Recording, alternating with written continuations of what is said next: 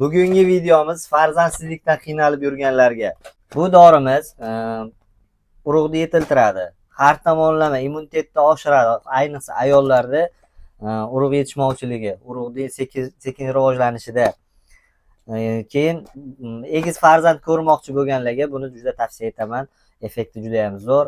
Urug'larni yetiltirib, hattoki homilaning ikkita bo'lishiga ham sababchi bo'lishi mumkin.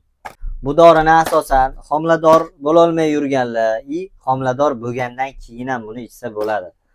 Chunki homilador bo'lgandan keyin ham kimdadir homila tushish xavfi bo'ladi.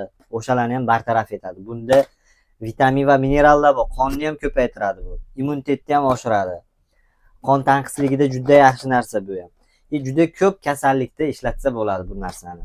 Bu dorimizni vrach maslahati bilan ichishlaringni tavsiya etaman. U o'zi kunini belgilab, sizga necha kun, necha mahal ichishini o'zi rejalashtirib beradi. Yana bitta dorimiz bor, bu Vitrum prenatal. Buni homilador bo'lishdan oldin ham ichsa bo'ladi, rejalashtirishda.